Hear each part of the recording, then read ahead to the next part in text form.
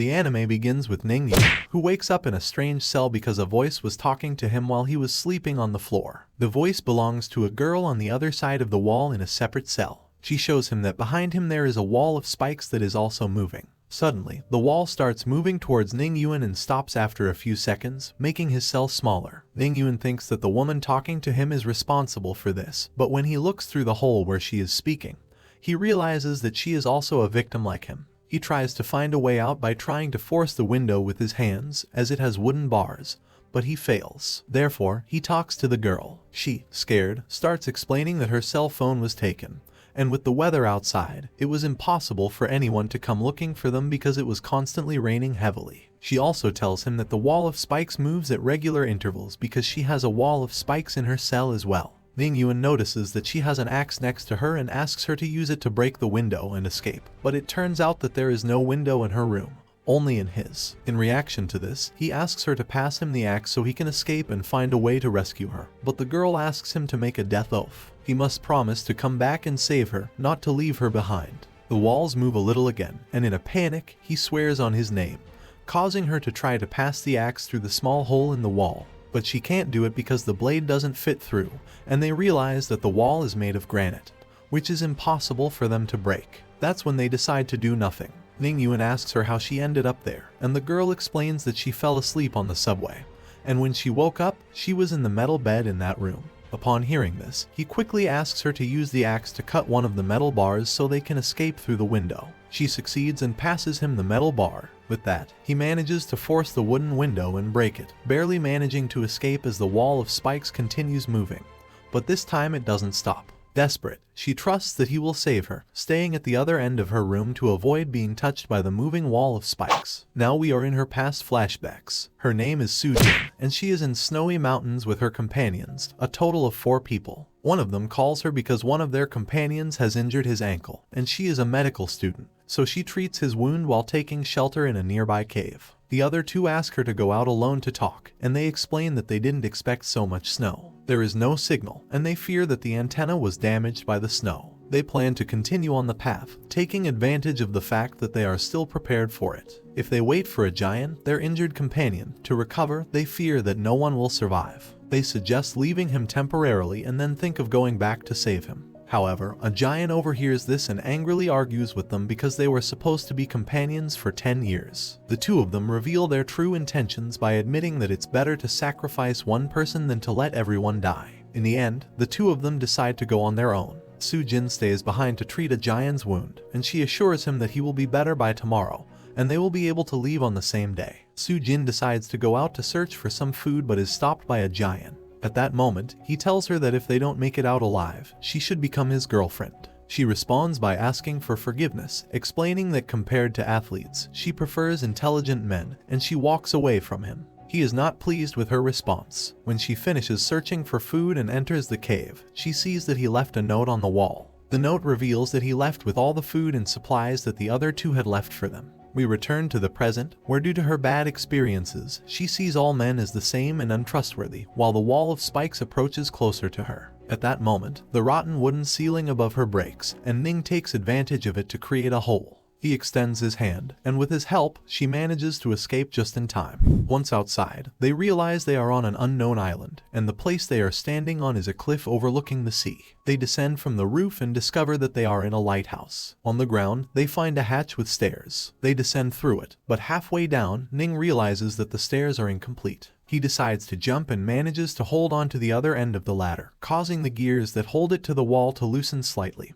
Although Ning doesn't notice, he asks her to jump so he can catch her. As they do so, the weight of both of them causes the ladder to come loose, and they both fall directly into the water. Ning holds her above him to cushion the fall, taking most of the impact and becoming unconscious as he submerges in the water. But Zhiyang saves him and brings him to the shore. Later, they enter the interior of the lighthouse together, where they discover a room with a camera in the ceiling, although they don't realize it. Zhiyang finds a switch to turn on the light, but when the room is illuminated, she notices a corpse sitting in a chair at the back, and there is someone behind her. When she turns around, this person points a knife at her. He explains that he won't let his guard down just because she's a girl and tells her not to underestimate Zhiyang.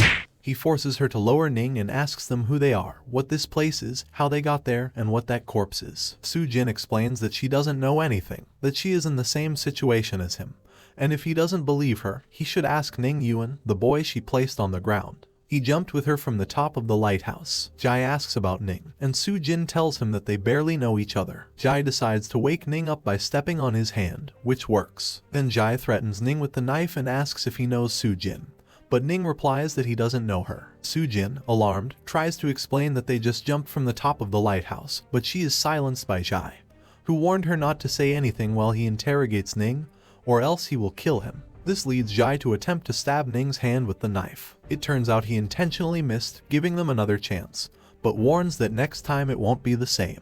After this, Ning Yuan starts crying and asks to go back home. Jai considers him to be acting like a child. Jai then asks Su-jin to explain why what Ning says and what she says don't match. Su-jin explains that when they fell into the water, Ning took most of the impact, and she fears that his head suffered the most damage. Due to this, it's likely that his intellect, memories, and personality have been affected, which is what we call memory loss. Jai doesn't believe them, considering them to be people sent by Hysterical to confront him. He tells them that the game is over, but Su-jin desperately asks him for a way to prove that they are trustworthy. Jai agrees and explains that he will count to 3, and before that, they must use a phrase to explain how two people who barely know each other can sacrifice their lives to save each other. Referring to what she told him earlier, Ning Yuan saved her life despite just meeting her. Under immense pressure, Su-jin doesn't know what to say, assuming they were going to die and become like the dried corpse in front of them in 10 or 20 years. But then she comes up with something. She asks Jai how many years ago he met his best friend in this life, and he replies that if he counts from the 3 years he has been in the orphanage,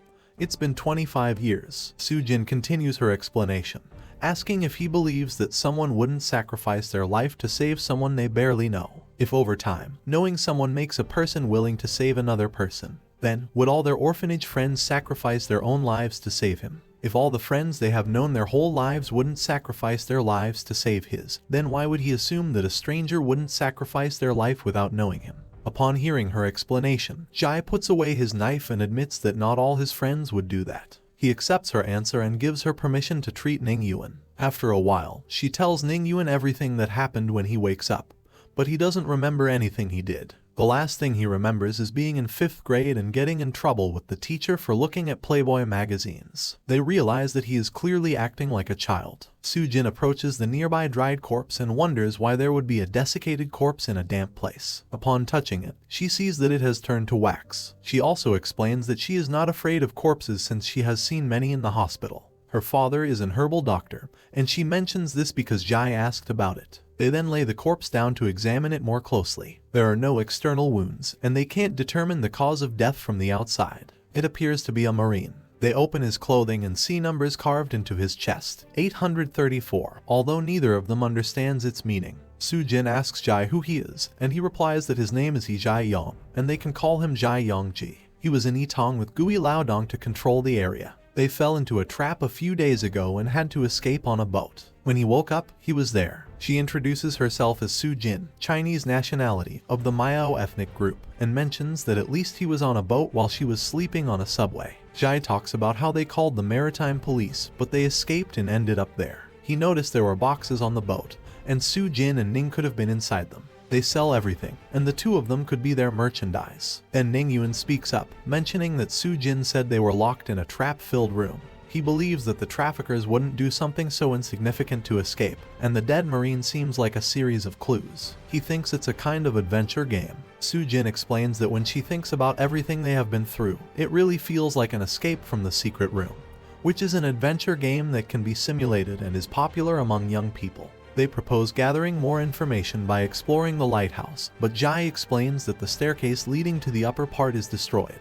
She then notices that there is a paper in the ear of the dried corpse. Upon opening it, they see that it is a small map of the island they are on, showing the lighthouse where they would be. There is also another lighthouse farther away, but it is crossed out. Suddenly, Ning speaks up, saying that the map seems familiar to him, but he can't remember why. He starts getting a headache while trying to recall. They spend the night, and the next day, Jai explains that it would be best to go to the crossed-out lighthouse. He tells them that they are his slaves and that he abides by the rules of the strongest in the group. If they want to survive, they must obey him. They walk through the forest, and Zhiyang makes them stop when he realizes there is a trap on the ground. They realize that they are not the only three on the island. Zhiyang sees that Su Jin took it as a good thing, but he explains to her that in a place with nothing to eat or drink, he can't trust a stranger who wants to survive. And the person who can set up those traps is not only dangerous but might even consider them as breakfast to survive. Humans can do anything. After that, they focus on gathering food and make a fire in front of a nearby cave they found. At that moment, Zhiyang looks at Su Jin differently and orders her to find dry grass and make a bed inside the cave. Then he orders Ning to eat and guard the entrance but not to enter the cave, no matter what. Zhiyang gets up and enters the cave, but what happens is that he tries to abuse Su Jin. Upon hearing her screams and witnessing what is happening, Ning, despite being warned, decides to intervene and confront him. As a result, Ning is severely beaten by Zhiyang and falls to the ground, injured. Zhiyang asks him if he is not afraid to die. Ning explains that he is very scared, but there are things that, even if he is afraid and his body doesn't want to, he must do them because they are a team. At that moment, Ning starts talking about how Zhiyang is a warrior, and she is a healer, implying that they are a team within an adventure game. Although after babbling so much, Zhiyang, angry, hits him again, throwing him back to the ground. After complaining about his nonsense, Zhiyang decides to leave the forest and tells them they will continue their journey the next day. Alone, Zhiyang remembers Ning's words about them being a team. With what happened, he is fully convinced that they are not men sent by Xingzhe. As a fair man, he has been taught a lesson by someone like Ning. Suddenly, they hear cries for help. The three of them gather to search for the source of the sound. As they approach, they come across the trap but hide in the bushes at a safe distance to avoid being seen. They see a man running in fear, unaware that there is a trap ahead, and he falls right into it. Since they were only there to observe and didn't want to risk themselves without knowing what's happening, they witness the scene. The man is injured by the trap, but slowly, the person who was chasing him approaches. It is a native with a stone axe who finishes him off with a strong blow to the head and takes away his corpse. Zhiyang and the others are in shock at what they witnessed, and Su Jin even faints. At the moment of his death, the scene is portrayed as if it were a program, and it is announced on the screen, 1743. Ethan Way, Australia, game over. The next day, they continue to gather resources, but Su Jin decides to go to the bathroom and moves away from them to find privacy. What happens is that she is surprised by two natives who subdue her on the ground. Ning and Zhiyang arrive, and seeing that they were about to kill her, they decide to go directly towards them to save her. The person with the axe is shot in the head, and the other one flees in fear. It turns out to be a woman who appeared there, carrying a gun. She introduces herself as Thish Candy, a police officer from the city of Lao, and advises them to leave quickly as the cannibals would arrive soon. She tells them they can go with her since she has colleagues hiding on the cliff. They are surprised by an arrow because it turns out the cannibals arrive quickly, and they decide to flee far away while being guided by Candy. She decides to defend them while they escape and they separate from there. Zhiyang takes the opportunity to talk to Ning and Su Jin when they are alone. He explains to them that it doesn't matter if that woman returns or not, at least they know that besides the three of them, there are many people like them on the island. But no matter who they encounter, they must not reveal anything about the map and the password. Nobody knows what could happen, and they cannot trust anyone. Information is a very important resource for survival, and they are not really men sent by Xingzhe. If they follow him, Zhiyang will do his best to protect them. They will share resources and together think of a way to escape from that place. He asks them if they want to accept his proposal. Ning Yuan accepts, and Su Jin agrees as well by following him. So the three of them make a promise with their hands not to betray or abandon each other, and once they finish, police officer Candy arrives. She leads them to where the others are. Once there, Zhiyang realizes that they follow a set of rules of non-violence among themselves, and if they break them, the guilty party will be judged according to the severity of the offense, with the police acting as the executioner. Despite that, Zhiyang decides to join their group, and Ning and Su Jin also join by sticking together. The others then introduce themselves, starting with Ishigaki, Japanese, from the Ishigaki Company. Next is Wengyang, Taiwanese, a professional basketball player. Then comes Romeo, English, an actor, and finally, all of Zhiyang's group introduces themselves to them. Later, Ishigaki asks police officer Candy for the information she has discovered. She explains that after crossing the forest to the south, about an hour and a half from there, she found a large building. Ishigaki believes it is something very important that they should investigate, although Romeo opposes the idea, believing it is the cannibals' home. Wen thinks it is better to take it slowly. Because of this, Ishigaki sees that everyone has their own opinion and suggests that the decision should be made by a vote, and the one with the most votes wins. The votes end in a tie because Zhiyang voted against going alone to see what they call justice. Ishigaki sees him as an interesting person, and the second round of voting begins. But before that, Ishigaki tells them that in the second round, anyone who chooses to be on his side will receive a check for $10 million. This quickly makes Romeo change his vote to Ishigaki's side. Zhiyang is surprised by this but comments that he also has his way of buying votes. He persuades Ning and Sujin to join his side, having 3 votes against Ishigaki. He proposes that those who vote against him will receive $30 million each because Mr. Ishigaki will pay for it.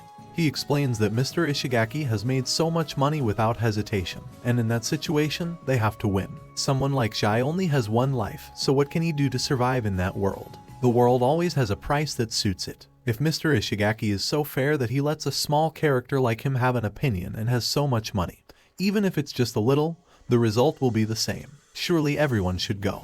But for those who are with him, if any of them support him with their vote, they can get 30 million. Unless Ishigaki doesn't want to go, or maybe he doesn't actually have that amount of money. In short, Zhiyang plans to use the money that Ishigaki would give him, Ning, and Sujin to pay the ones who vote against him. As a result, Romeo ends up changing his vote in favor of Zhiyang, making him win the vote 4-3. Uwen, police officer Candy, and Ishigaki consequently lose the vote. They all leave together towards the location given by police officer Candy. Zhiyang only initiated the debate of the votes to test their sense of justice. Upon reaching the location, Ishigaki mentions that the large building ahead resembles the Mayan pyramids. In architecture, pyramids are cone-shaped structures. The most famous ones are the Egyptian, Mayan, and Aztec pyramids. Moreover, in China, there is also one called the Eastern Pyramid, and the one they see ahead resembles the Mayan pyramid.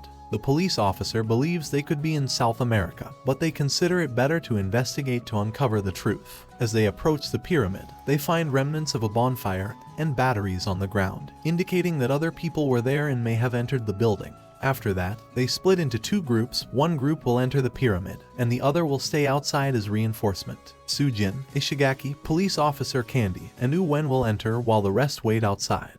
As they venture inside, Ishigaki sees ancient writings on the walls that he cannot even understand despite knowing a bit about history and architecture, although Sujin seems a bit distant. It turns out that before entering, she spoke privately with Ning Yuan. Sujin confesses that she poisoned Zhiyang when he tried to assault her. The Mayo people raise bugs for self-protection, and she had one hidden in her rope. When the insect sensed danger near her, it attacked directly. After the poisoning, he will die within 7 days, but nothing will happen because they made a promise among the 3, and she already gave him the antidote. Despite that, when the bug dies inside him, he will feel intense stomach pain, as if his abdomen is being eaten. This will serve as a lesson for him. In the present, Zhiyang starts experiencing stomach pain, and at that moment, the cannibals arrive from the stairs they descended. Romeo, Ning, and he become alarmed upon seeing that and try to flee into the interior of the pyramid. But Zhiyang remains behind, paralyzed by the intense stomach pain. Ning realizes this and goes back to take him with her. Meanwhile, Romeo reaches the entrance and shouts inside for the others to come back. He finds a kind of switch. When he pulls the wooden lever on the wall, it activates a mechanism that rapidly lowers the door. Ning and Zhiyang manage to enter just in time, and they all end up locked inside. The others arrive, and Zhiyang tells them what happened. He is grateful to Ning for saving his life. Sujin notices a spot on Ning's arm, and using Zhiyang's knife, she makes a small cut there, but no blood comes out. Ning says he feels no pain and that he felt an itching sensation when they escaped from the cannibals. She becomes worried because, seeing that no blood is coming out, she believes it's a highly potent poison that affects the nerves. If that spot reaches the level of the heart, no one can save him, and he has at most 10 hours left. Zhiyang becomes desperate and begs her to save him since Ning got hurt saving him. She tells him she has no medicine and can't do anything about it. Ning Yuan calms everyone down by saying that they must not be afraid. He is still alive, and there's no use in being afraid at that moment. The door is sealed, and they must find a way out and find the antidote. Fear, sadness, impatience, if they waste time on those emotions, he will truly die. Ishigaki realizes that Ning has the highest level of survival instinct in the group and acknowledges his value. They continue on the path and eventually enter a giant hall with stone pillars in the distance and water below. Ning once again mentions that he remembers seeing this somewhere, but can't recall. Suddenly, they hear a cry for help. They see that it comes from 4 people in the water. Ishigaki asks who they are and what they're doing there. One of the 4 responds that they must be like them, having arrived on the island without knowing anything, and the unconscious professor he's holding can understand the language of the natives. He knows where the exit is. In addition to the rising water, they miscalculated the timing, which is why they are trapped there. Jai asks Su Jin for the rope, and they manage to rescue them. After calming down and ensuring their safety, they introduce themselves. First is the strongest man among the four, named Andrei Ivanov, a Russian mercenary who is currently serving as a soldier in a group in Israel. Next is Ning Yuan from the city of Tianjin, a comedian known for comedic dialogues. Then there's the girl, Rika Cherry, a housewife from New Zealand. Finally, Andres speaks about the last person, an archaeologist named Mr. Gerard, a professional in the research of ancient civilizations who understands the language written on the walls. Gerard wakes up shortly after and mentions that the exit is right in front of them. As the water rises, they will be able to reach that place. He introduces himself as Dior Gerard, an archaeology professor from the University of Paris. He explains that, according to the writings, the door will appear only when they reach the highest room, which likely refers to the pillar at the other end of their location, the tallest one of all. Andres mentions that in that room, water is inserted into the four walls, as if the water has a system of opening and closing. When it opens, the water rises. In that room, there are both tall and short columns, and they must climb to a higher platform as the water rises. They cannot wade in the water because when it enters, the currents become chaotic, creating a large whirlpool. Also, water enters every 10 minutes. Ning Yuan tells them that they should simply go straight to the platform at the end. Although there are columns of different heights, according to what the professor said, they only need to go to the one at the end, climbing the two in front of them. Gerard agrees, as they were being disoriented by the scattered columns. They were unsure about choosing the wrong column to climb, as they could be swallowed by the water. But Ning solves the problem. Andres and Wen will go ahead to climb first, and once they reach the next platform, they will use the rope to help the others climb. Due to this, Romeo becomes anxious, knowing that they will have to wait in the water and that there may not be enough time for those who go last to climb. He suggests deciding the order by lottery. In the end, Rika Cherry becomes the last one. However, Ishigaki, who is the first to climb, gives up his place so that she can go first. At that moment, the water starts to rise, signaling them to start swimming and climbing to the next platform. Once they do so, Ishigaki is caught off guard by the next wave of water, but he manages to save himself by holding onto the rope tightly and reaches safety with the others. There, Rika thanks him, as she understands that if she were in his place, she wouldn't have survived that. Now that they are safe, Gerard tells them that the structure was built by the ancient Gui people as a test of strength and bravery. The land of Gui is in South America, and it is an ancient and mysterious civilization. There are no existing records, and his now retired mentor, Professor Zhiyang, started researching the Gui civilization 30 years ago. Around 1500 BC, the Gui civilization was the greatest enemy of the Mayans. Information about the Gui civilization can only be found in Mayan texts. The cannibals outside, according to Mayan literature, are Gui slaves, even their army and a source of food. In the Mayan worldview, Gui holds a special meaning. It is a divine being with power and wisdom known as the Serpent Demon, and it is said that the Gui people possess eternal life. This information makes everyone ponder and become more alert about being in such a place. Gerard concludes by saying that one day the Gui people mysteriously disappeared. Upon hearing this, Ning starts to mention again that he believes he has heard about such things before but suffers from a headache and cannot remember. The water shoots up again, and they climb to the next platform, this time without any problems as they are now accustomed to it. However, he notices that beside them, on the final column to their right, there is a door in the wall. This confuses them because they believed the exit would be at the highest point. But Gerard reminds them of what he had told them, that when they reach the top, the door to the altar will open. Despite this, they stick to the plan and continue their route, eventually climbing the last column where Andres sees a closed door. What happens next is that once Rika climbs up, Wen slips and falls into the water, distracting Andres as he rushes to climb up again. Meanwhile, Rika approaches the nearby door, and as she gets closer and touches the wall where there was a carved palm, it triggers a mechanism, causing the wall to turn and trap her inside. After that, they explain what happened to Gerard, who just saw the other door they had seen open and the water start to drain. Gerard examines the writing on the door, which states that the door to the altar will open when a brave warrior sacrifices themselves. They assume that there is no way to save Rika, and they all suffer from this loss. The next problem is that when the water is low enough for them to swim towards the exit, it will be difficult due to the whirlpool that will form from the drainage. So Wen proposes that the fastest ones use the rope for everyone to hold onto as they progress through the water. They all start swimming, and as the drainage begins, the water becomes violent. They use the rope to hold on and move forward.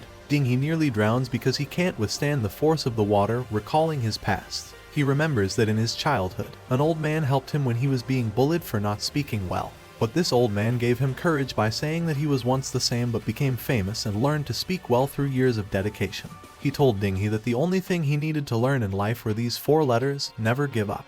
Dinghe recalls this memory in the present and regains his consciousness, holding onto the rope and allowing the others to pull him to safety. They continue along the path of the door and reach another room that resembles a cave. As they climb the stairs, they see a closed door with inscriptions and an altar beside it. Zhiyang becomes more anxious because Ning has weakened significantly due to the poison. He is unable to walk on his own, so Andres has to carry him.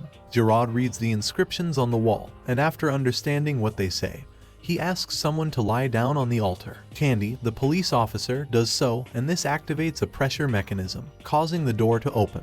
But before everyone leaves, Gerard stops them and explains that for them to be able to exit, a sacrifice must be made, implying that whoever remains lying on the altar will be trapped.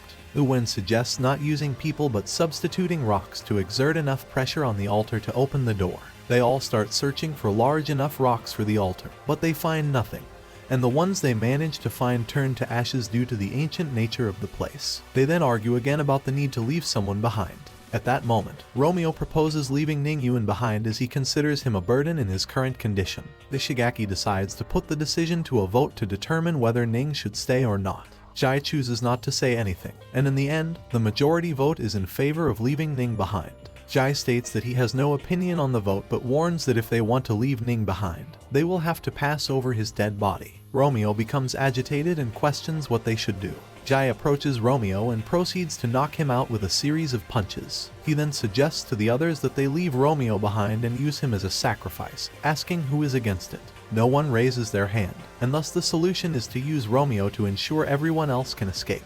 After passing through the door, Ishigaki, Gerard, and Candy observe what Zhiyang had done earlier, realizing that he understands psychology and is quite intelligent. A door opens at the end, revealing the true exit that leads to a forest. Everyone is relieved by this discovery. Sujin starts searching for healing herbs for Ning Yuan. After a while, she manages to find them and tends to his wound, assuring the others that he will be fine.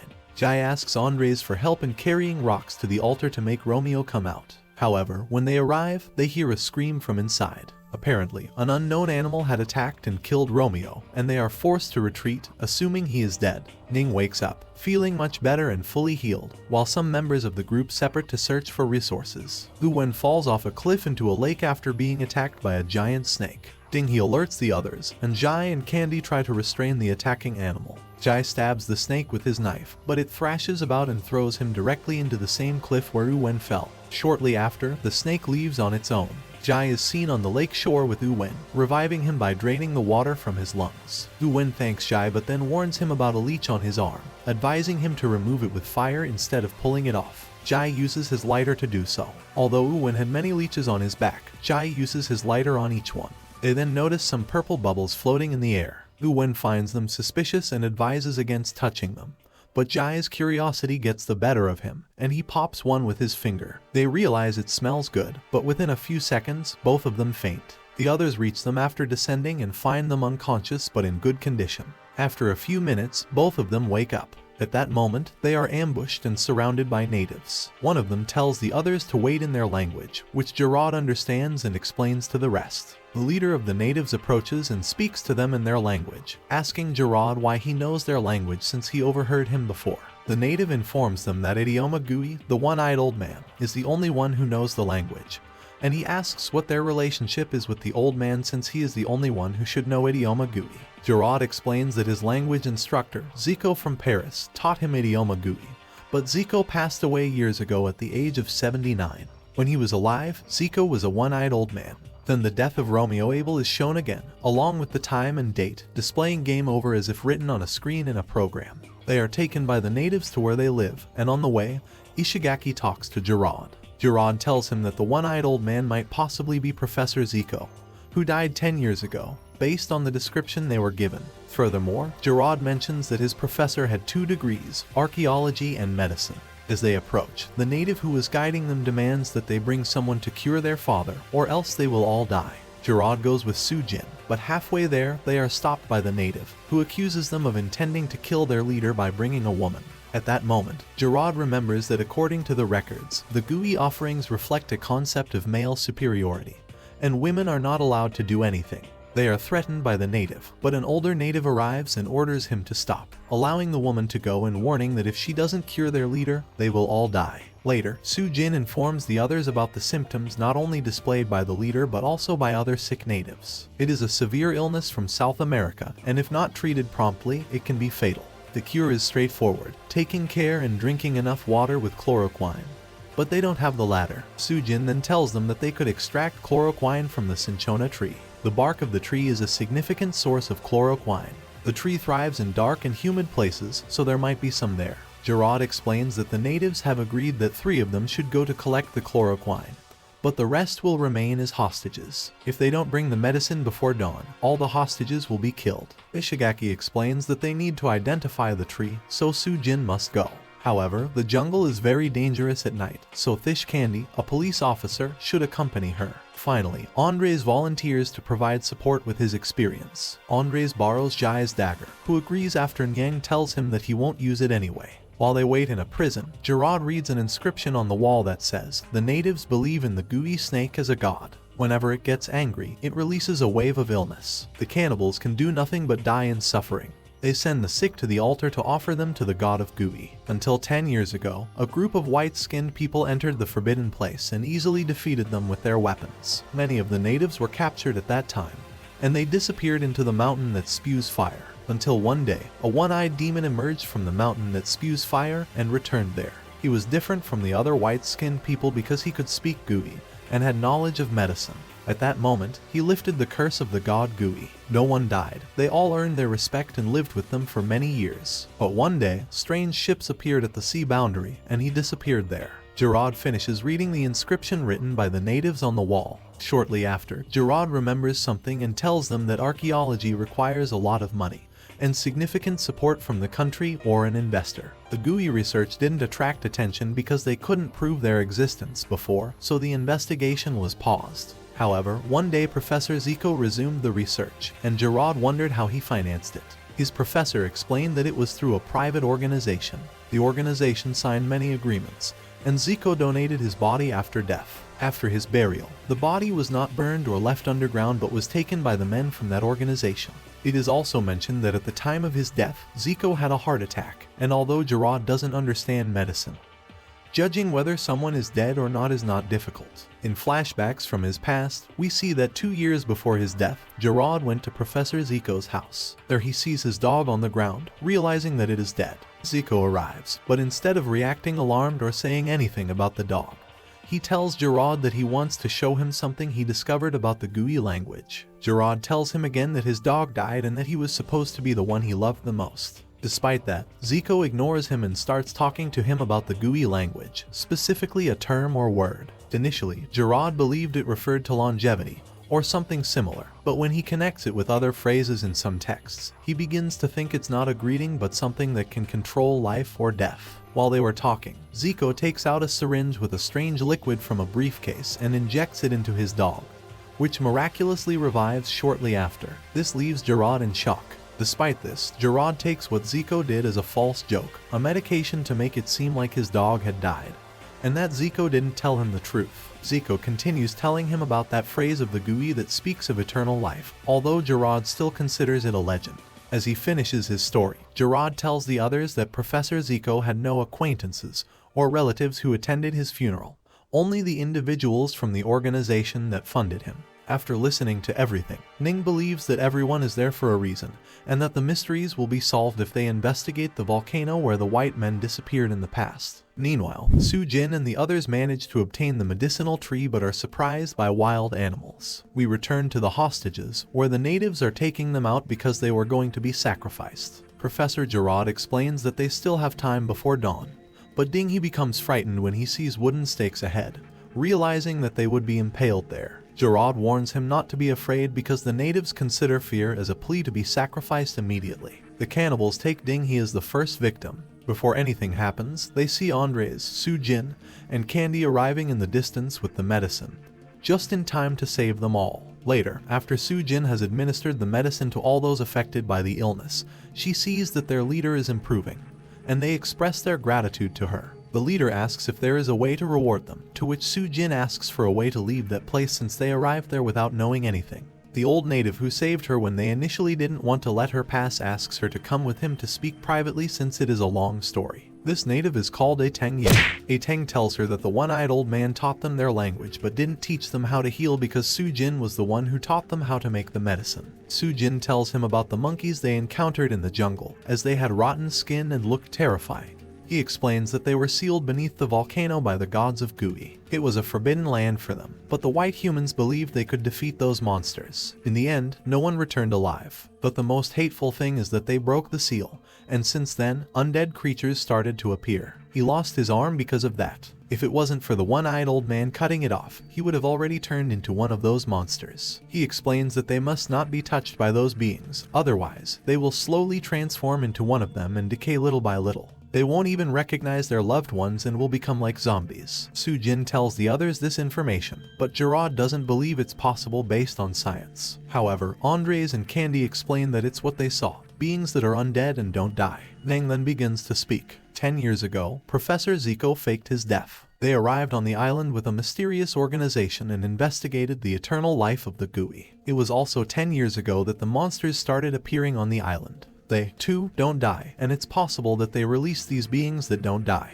Or perhaps it's the result of an experiment. Gerard believes what Ning explained because Zico was researching it, and he feels betrayed by his professor. But Ishigaki comforts him, saying that they must all stay united to uncover the mysteries and move forward to escape from there. In a scene change, we see a person entering a luxurious mansion where Mr. Luo is present. The redhead says that his boss made a mistake, and that group of people surprised him because they were able to pass through the Gui altar. He is aware that he lost, so he hands a relic to Mr. Luo, who then gives it to the girl, Lai, by his side. After that, the guy continues telling Luo that those who remain have already been trapped in the native village, and the next bet is who will come out alive from there. Referring to the group led by Ning Yuan, all of them. Luo asks if Xingzhe is still part of the team, but the guy says he can't give him that information. Then Luo bets that not everyone will die because if Ning Yuan is still alive, they won't all die, and he will surely find the final answer. After that, Luo shows the guy that he is missing the other half of his face. Before the redhead leaves, he is stopped by Professor Zico himself,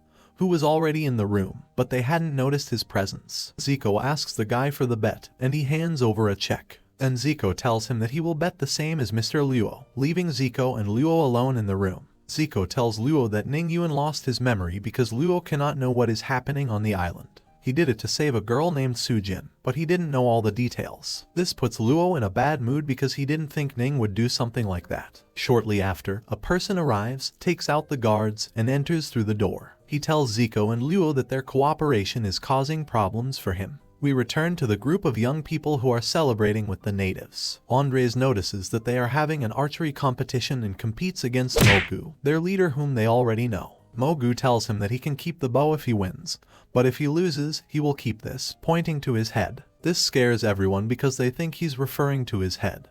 But the old man A Tang Ye talks to him and clarifies that he didn't explain it well. He actually refers to the hat Andres is wearing, relieving everyone. The archery competition begins, although in this case, Andres is given a crossbow since it was a weapon they had stored from the past. Mogu takes his first shot and hits the wooden target directly. But after aiming carefully and focusing, Andres shoots precisely at Mogu's arrow, breaking it and winning the competition. Andres still gives him the hat, revealing his long hair, but then he puts on another hat he had kept and keeps the crossbow for winning. Jai was sleeping, but upon waking up and seeing what the others were doing, he approaches them. However, on the way, he sees a native being devoured by the undead monkeys, creating a commotion. Before being attacked by the monkeys, they are shot by Mogu and also by Andres. Then Mogu arrives and sees that the injured native is Xingzhe, a warrior he respects a lot. But A Tang tells him that they need to cremate him because with those wounds inflicted by the undead, Xingzhe will soon turn into a zombie. Mogu is not pleased with this because in Gui culture, cremation prevents the soul from resting in peace. So he suggests cutting Xingzhe into pieces and then burying him. He takes him to the forest alone.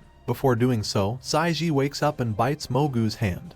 Then he escapes and manages to get away. Mogu realizes that he now has a wound from the undead. The others hear the noise and go to see what happened. Mogu tells them that he escaped and lies by saying that the wound on his hand was caused by a stone, not Xingzhe's bite. Later, Tang tells the others about the virus, how the one-eyed old man saved them from diseases but also brought this curse. Initially, the natives were injured and they didn't pay much attention, but after a few days or months, they started turning into zombies and rotting. The one-eyed old man called it the incubation period and also tells them that his son fell victim to the disease, losing his arm as a result.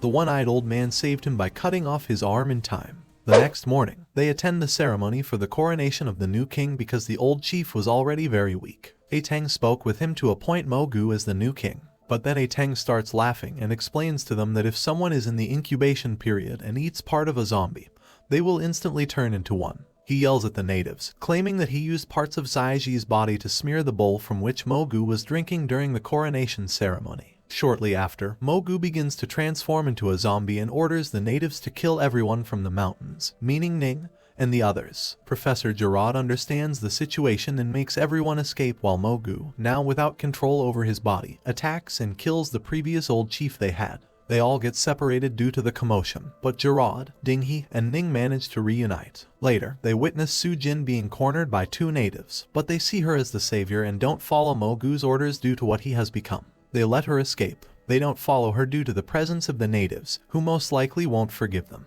Instead, they take a different route towards the volcano. They take refuge on a coast to rest for the night. Ning has a nightmare, which is actually a memory from his past. In the dream, Ning was with Lu, held hostage on a yacht in the sea. Ning fell into the water and managed to untie himself. He had to save Lu, but he was attacked by a shark and didn't make it in time. He wakes up, and they notice that the sea level is receding, indicating that it will rise again later. The worst part is that there are crocodiles on the side they arrived, and they are trapped. Gerard and Ning suggest staying, believing they will find another way out later. But Dinghe, overcome by panic, decides to escape by running and manages to distract the crocodiles by diving into the water. Once in the jungle, Dinghe finds a rope and then encounters Zhai, who asks where Ning and Su Jin are. Dinghe tells him that Su Jin is heading towards the volcano and explains that Ning and Gerard are trapped on the coast. He apologizes, saying he didn't escape, but rather went to find a rope to save them. Before they go to save them, the undead monkeys appear. Zhai decides to hold them off while ordering Dinghe to go save the others. When Dinghe arrives, he sees that the water is much higher. Ning and Gerard are trapped, clinging to a palm tree with crocodiles below. Dinghe ties the rope to a nearby palm tree and throws the other end with a stone towards them to connect both palm trees, allowing them to cross to the other side.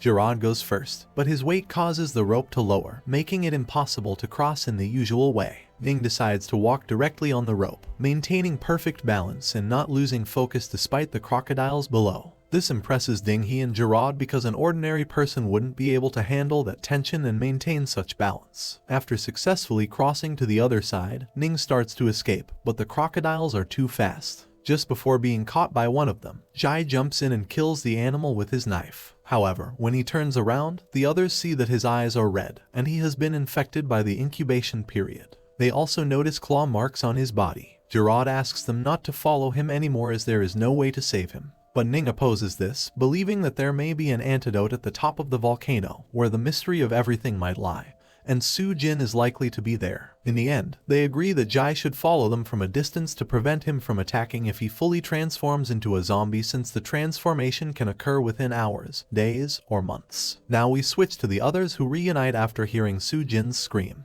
She got scared when Ishigaki and Yuan surprised her because they were hungry. Candy, Andres, and the others are now together. On the other hand, Ning, Gerard, and Dinghe reach an open area, only to realize that they are trapped in a swamp. Gerard instructs them to lie on their backs and swim slowly forward. However, Dinghe panics halfway when he sees a large spider in front of him. Although they don't attempt to save him, Ning, driven by his cries for help and memories of his past, decides to help him. Zhai also arrives shortly after and gets stuck, but they tell him to stay still to avoid any harm. Ning, seeing Gerard getting out of the swamp, asks him for some vines nearby, acting calmly and guiding everyone on what they should do. Zhai and Gerard notice the great change in Ning, now considering him a leader based on his actions. Using the vines, Ning manages to pull them all out of there. Once they are safe, Gerard and Dinghe are alarmed to see that Zhai's eyes are even redder. They ask him again to separate from them for safety. However, Ning doesn't want to be separated from him again and lets him know that he considers him a brother, reminding him of everything Zhai has done for him.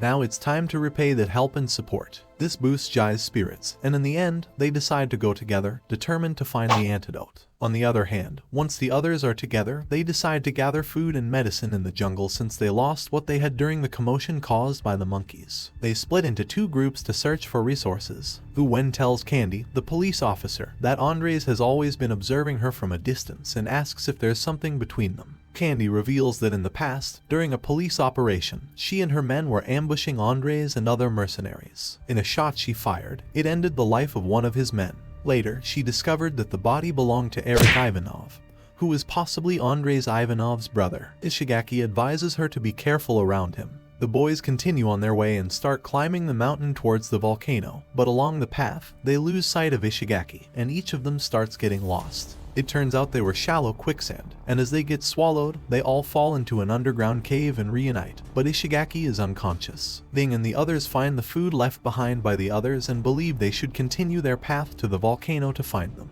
They reach a river that leads to a hot spring near the volcano and decide to take a bath there. However, they notice Gerard starting to show symptoms of the illness that affected the natives, so they hasten to find Sujin, as she might still have the antidote for it. They follow the river towards the cave because they see Ishigaki's clothing floating in the river since it fell off when he fell into the quicksand. As Gerard is very weak, they leave him behind with Zhi, who also starts being affected by the virus. Ning and Ding venture alone to expedite the search, but at the last moment, they see an unknown man behind Zhi and Gerard. Andres and Candy decide to explore the caves and discover that they connect with stone corridors. They eventually split up as there are several different routes. Candy encounters a door leading to an underground power station and decides to investigate. But the lights go out, and one of the large cranes there lifts a huge container and tries to throw it at Candy. She immediately believes it's Andres trying to kill her and goes on guard. Meanwhile, Ning and Ding also find the corridor where they were and spot Andres in the distance, suggesting that the person attacking Candy is not Andres but an unknown individual. However, neither of them knows this. Andres manages to reach the power station, but at that moment, Candy shoots at him, narrowly missing. This prompts him to turn against her, and they engage in a battle. Seeing them in such a state, Ning decides to intervene because if they continue, they will lose 2 valuable comrades with great abilities, which would be detrimental to their group. He stops them as he approaches and, realizing that even though there might be an imposter, they still want to kill each other. Ning decides to use the food as a hostage. He approaches one of the turbines in the area and tells them that he will count to 3 before throwing the food into the fan if they don't stop fighting. Candy and Andres see the disadvantages of this, as food is a vital resource they don't have time to retrieve from the forest. Ning manages to convince them, and they all return to where Sujin and the others were waiting. Ning asks Sujin and Andres to come with him, informing them that Zhi has the monkey's disease, and Gerard has the illness of the natives. However, upon arriving at the meeting point, they find no one there, and they split up to search for them. They see Zhi's knife stuck in the cave wall at a great height, and Andres manages to retrieve it with a jump. Ning deduces that given Zhi's current condition and the height difference, it couldn't have been him, and he suspects they were taken. They return to the others and inform them that they have disappeared. Ishigaki wakes up shortly after, and when he has recovered, they all go back to the previous power station. Upon analyzing the place, Ishigaki supposes that there must be a port. Due to the large transportation involved, it must be maritime, and even if there are no ships at the port, there might be devices for satellite communication. They proceed forward and find a securely locked door and a corpse nearby. They realize that with the identification of the deceased scientist, they can open the door. It turns out it's the laboratory. Ishigaki sees a supercomputer further ahead and uses one of the computers to see if he can access Zico's research there. However, it's blocked, so Ishigaki decides to spend his time deciphering the password while the others separate to investigate. They are also guided by Ishigaki, who can use the cameras throughout the facility. After a while, Ning Yuan's group, Andres, and Ding arrive at a dining area where they find a large number of corpses wearing lab coats. They believe that they were having a meal when suddenly everyone died all at once. Andres decides to investigate a room where he sees a body facing away. Upon closer inspection, he realizes it's a well-preserved body with a fearful smile. Ning examines it and realizes it's a body, but they find it strange because the skin is still flexible, and it hasn't decomposed like the other corpses. Upon searching the body, they find his ID card and discover that he is the head of the facility. They also find a notebook with torn out pages. Suddenly, Andres sees someone quickly pass by the other hallway behind Yuan and decides to chase after them. Now we switch back to Su Jin, Candy, and Ding He, who are ambushed by an unknown person with a crossbow. Candy assumes it's Andre's and they take refuge in a room. However, Ding He stays behind as one of the arrows grazed her, and it contains a paralyzing poison, leaving only the two of them. They enter a sealed room, but this person activates a mechanism that releases poisonous gas inside the room, and they can't escape. They become unconscious, and the person enters wearing an oxygen mask. Ishigaki witnessed what happened and also believes it's Andre's due to his resemblance and the crossbow. Ning and Yuan arrive with Ishigaki, and he tells them what happened, but they believe Andre's will come back for the food they have. Ning also informs them that he has the 40-digit password required by the computer to access the research, since the notebook they found had the code on the last page that hadn't been torn out. They manage to access it, but the second verification phase asks for the fingerprint of the head researcher, which is the well-preserved corpse they obtained earlier. The problem is that the system only gives them 10 minutes before self-destruction is activated. Ning asks Yuan to go to the corpse and cut off its hand, since he is the only one who can do it in such a short time. Although it's difficult for Yuan because he is a Buddhist and respects the dead body, and also because he has a problem with being under pressure due to a past issue that made him quit basketball. Inspired by Ishigaki and Ning, he decides to do it and reaches the dining area where the body is located in record time. But as he is about to cut off the hand, he fails and panics. Ning starts speaking to him through the speaker, discussing his past and giving him courage by showing him that he is capable and can still do it. With determination, Yuan gets up and, to their surprise, decides to take the entire corpse with him, running even faster back to the laboratory with only 2 minutes left before self-destruction. On his way, he encounters Andre's, but Andre's does nothing to stop him, and Yuan keeps going without pausing. Once there, he stumbles with only 10 seconds remaining, but he quickly recovers and takes the hand of the corpse, jumping and placing it on the fingerprint scanner, thus completing the donkua. And that's how the first season of this anime ends. If you've reached this part of the video, let me tell you that you've been one of the few people to make it this far. So, comment the word island in the comments. Remember to subscribe so you don't miss any videos. With that said, see you in the next video.